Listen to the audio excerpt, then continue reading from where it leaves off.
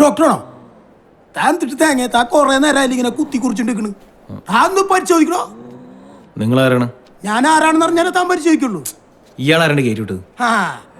എനിക്കിങ്ങോട്ട് കയറി വരാൻ ഒരാളുടെ സഹായം വേണ്ട, താൻ പരിശോധിക്കണോ? ചേട്ടാ ശ്വാസതടസ്സമാണ്, ഓക്സിജൻ കൊടുക്കണ കണ്ടില്ലേ? നിങ്ങളൊന്ന് പുറത്തേക്ക് പോയെന്നേ. ഇവിടെ വേറെ വിവരവും വിദ്യാഭ്യാസമുള്ള ഡോക്ടർമാർ ആരില്ല ഇവിടെ. എന്റെ അളിയന്റെ കാരണമാവാൻ ഇവനേ ഉള്ളൂ. എടോ താണെന്ന് പുറത്തു പോയേ? ഞാൻ അവിടുത്തെ ഡോക്ടറല്ലേ? ആണോ? എന്നാ താൻ പുറത്തു പോകും. ഞാമക്കോളാം. എന്റെ രണ്ടാമത്തെ ഭാര്യയ്ക്ക് ആകെ ഒരു ആങ്ങളേ ഉള്ളൂ. ആളടി തെക്കോട്ടെടുക്കാൻ കിടക്കണ്. എന്റെ പൊന്നളിയൻ അളിയ നോക്കി നിൽക്കാതെ ഒരു എക്സ്റേ എങ്ങനെ എടുക്കണോ? അതെ അളിയൻ വിളിച്ചു. എന്താ അളിയ? ഒന്ന് പുറത്തു പോയി നിക്കടാ ശാവമേ. ശരിക്കും തനിക്ക് എന്താ അസുഖം? ഡോ ഇങ്ങനെ ചുമക്കാതെ, ഇതൊരു ആശുപത്രിയല്ലേ? എത്ര ആളായി തുടങ്ങിയിട്ട്? ഒരു മാസം. അപ്പൊ തനിക്ക് ഈ അസുഖത്തിനൊക്കെ വേറെ വല്ല ഡോക്ടറെ കണ്ടാ പോരെ? പിന്നെ വേറെന്താ അസുഖം? നടക്കുമ്പോ കാല് വരെ എടുക്കണ്ട്. ഓ, ഒരു MRI എടുത്തേക്കാം. അതിന് MRI വളരെ നല്ലതാ.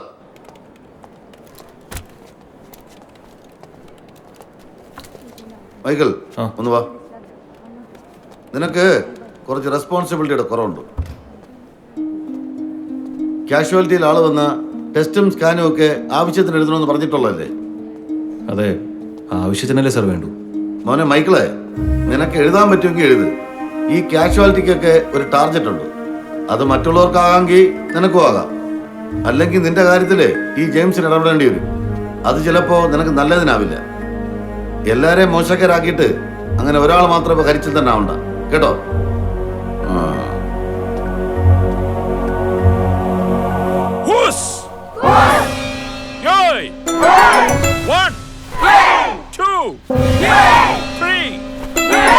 ഒരു കരാട്ടക്കാരൻ എന്ന് പറഞ്ഞാൽ ഒരു കലാകാരൻ കൂടിയാണ്.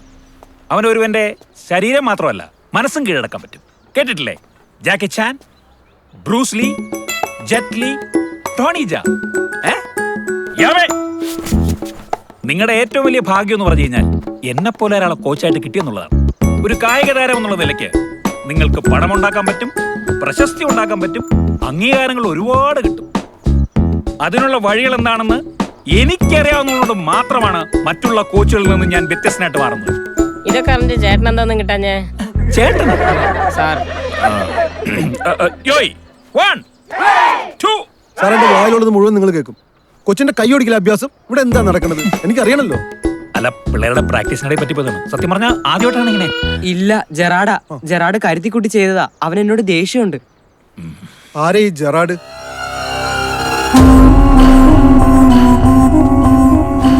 Gerard Peter. അവന്റെ ഒരു മങ്കി സ്റ്റൈൽ ഹെയർ കട്ടും. എടാ, നിന്നോട് ഞാൻ പല പ്രാവശ്യം പാടുന്നവരുണ്ട്. പ്രാക്ടീസിനിടയിൽ പേഴ്സണൽ ഡ്രൈവറിൽ പാടില്ല എന്ന് പറഞ്ഞിട്ടില്ല എന്നോട് ഞാൻ. എനിക്കറിയില്ലായിരുന്നു അവന്റെ കൈ തൊട്ടാവടി ഒന്നാണെന്ന്. ഒറ്റ പഞ്ചു വെച്ചാണല്ലേ? അല്ല, മനഃപൂർവ്വം അല്ല. അല്ല മാസ്റ്റർ, ജെറാഡ് ഗേൾസിനോട് മോശമായിട്ട് പെരുമാറാറുണ്ട്. ഗേൾസിന്റെ കൂടെ മത്സരിക്കണത്ര. മറിയനോടും റിയനോടും മോശമായിട്ട് സംസാരിക്കാറുണ്ട്. ഫൈനൽ വാർണിംഗ് ആണ്.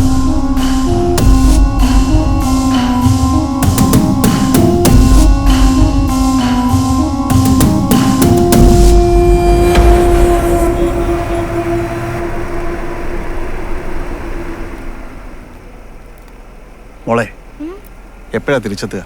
രാത്രി അധികം കറങ്ങി കിടക്കണ്ട. അവന് സ്വന്തം കാര്യം പോലും നോക്കാൻ അറിയില്ല. മൊബൈൽ ഫോൺ കയ്യിലുണ്ടല്ലോ അല്ലേ? ചാച്ചൻ വയ്ക്കുന്ന കുറ്റം പറയണ്ട. ഫോൺ കയ്യിലുണ്ട്. Bye bye.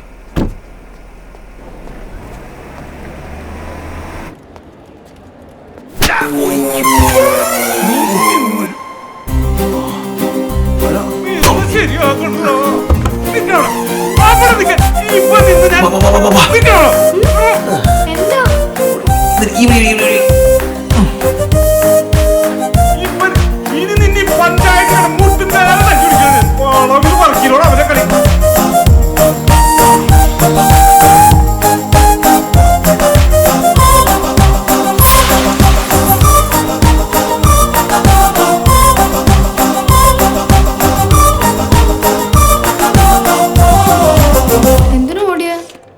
ആളെന്തിനാ തല്ലിയത്? ഒരു രാഷ്ട്രീയക്കാരൻ ആക്സിഡന്റ് പറ്റി കൊണ്ടുവന്നു. ഒരു ഇഞ്ചക്ഷൻ കൊടുത്ത ആള് പോയി. ഇഞ്ചക്ഷൻ?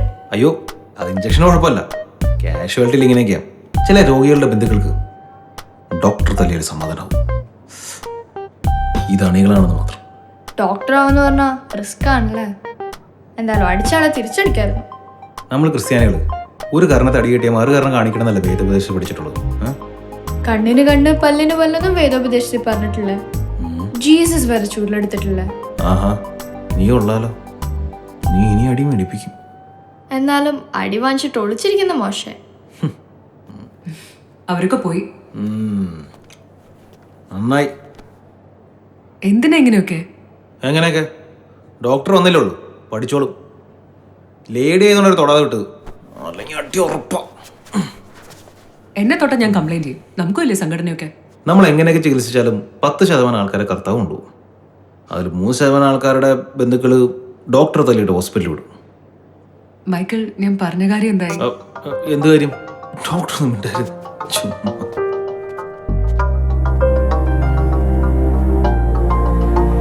ആ ഡോക്ടർ എന്താ പറഞ്ഞു? ഡോക്ടർ തന്നെ ഇഷ്ടമാണെന്നോ, ഐ ലവ് യുന്നോ, ഞാൻ സുന്ദരനാണെന്നോ ഡെയിലി പ്രപ്പോസ് ചെയ്തോ? വെൽ, പ്രപ്പോസ് ഒരു 3-4 പ്രാവശ്യം ഹോസ്പിറ്റലിൽ നടക്കുന്നല്ലേ കുട്ടി. സ്വപ്നത്തിലായിരിക്കും. എന്തായാലും എനിക്കിഷ്ടായി. ശരിക്കും നിനക്ക് ഇഷ്ടപ്പെട്ടോ? എന്നാ നീ ഞാൻ കെട്ടിക്കാം കേട്ടാ. വലിയൊരു ഇഷ്ടം. ഒട്ടും പ്രതീക്ഷിച്ചില്ല. ക്യൂട്ടായിട്ടുണ്ടല്ലോ. ഞാനോ? ഹാപ്പി ബർത്ത്ഡേ അന്ന. ഹായ്. ഓ, ഇതൊക്കെ എന്തിനാ കൊണ്ടുവന്നേ? വരാൻ പറ്റില്ലേ? അതാണ് അന്ന. എൻ്റെ സ്വപ്നവും പ്രതീക്ഷയും എൻ്റെ ലൈഫും. കഴിഞ്ഞ 3 വർഷമായി ഞങ്ങൾ പ്രണയത്തിലാണ്. മൈക്കിന് ഗേൾ ഫ്രണ്ട് ഉണ്ടെന്ന് പറഞ്ഞിട്ടില്ലല്ലോ. എന്നെക്കുറിച്ച് നീ എന്തൊക്കെ മനസ്സിലാക്കാനിരിക്കണം? എനിക്കിഷ്ടായില്ല. ജസ്റ്റ് അസൂയ. നിങ്ങളുടെ മാരേജിന് കണ്ടിരുന്നു. ഹായ്. ഹായ്. ഒരു മിനിറ്റ് കാര്യമാണ്. ഹേയ്. ഹായ്. ഇത് അറിയാം, ജെന്നിഫർ.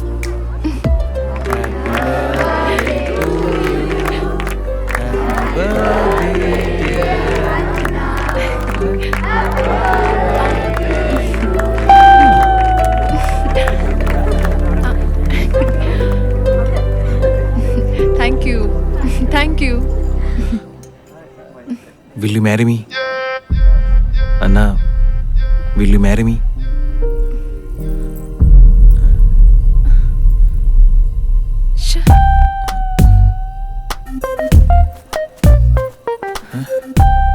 എന്താ മൈക്കിൾ ഇങ്ങനെ നല്ലൊരു ദിവസം നശിപ്പിക്കാനായിട്ട്? നീ എന്തീ പറയണ? യു നോ വാട്ട്, ഞാനും വർഗീസും ഒരു വർഷമായിട്ട് റിലേഷനിലാണ്. വർഗീസ? യെസ്. അപ്പൊ നമ്മള് തമ്മിൽ ഒന്നുമില്ല. പിന്നെ ഞാൻ നമ്മുടെ റിലേഷൻഷിപ്പിൽ ഒരിക്കലും സാറ്റിസ്ഫൈഡ് ആയിരുന്നില്ല. ഒരു ചേഞ്ച് ആർക്കാ ഇഷ്ടമില്ലാത്ത? മൈക്കിൾ എന്നെക്കാളും നല്ലൊരു പെണ്ണെ കിട്ടും. പിന്നെ നമ്മൾ എപ്പോഴും ഫ്രണ്ട്സ് ആയിരിക്കും.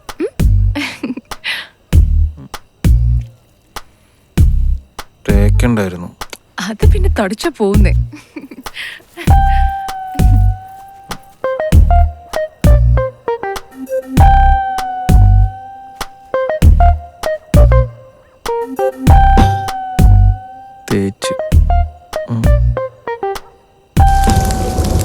വർഗീസോ? ഇനി അജു വർഗീസ് എങ്ങനാണോ? ആരാ നമ്മുടെ വിചാരം? കഷ്ടകാലത്തിന് ആ സമയത്തുകൊണ്ട് മോതിരം കൊടുക്കാൻ വന്നു. എൻ്റെ കാശും പോയില്ല ദൈവമേ. അല്ലെങ്കിൽ എനിക്കൊരു താല്പര്യം ഉണ്ടായില്ല. ഞാൻ ചുമ്മാ ഒന്ന് ട്രൈ നോക്കിയതാ. സങ്കടമുണ്ടോ? സങ്കടോ? നല്ലതാ, കുറെ കഴിയുമ്പം മാറിക്കോളും. പെണ്ണുങ്ങളെ പറ്റിക്കാന്ന് മനസ്സിലാക്കാനുള്ള ഒരു മിനിമം സെൻസ് എങ്കിലും വേണം. നോക്കിക്കോ, ഇനി എൻ്റെ ജീവിതത്തിൽ ഒരു പെണ്ണില്ല. അയ്യോ, അങ്ങനെ പറയല്ലേ. അടിയിൽ പ്രപ്പോസ് ചെയ്യാനുള്ള 3-4 എണ്ണയില്ലേ, അതിൽ നിന്ന് ഒരാളെ സെലക്ട് ചെയ്യണം.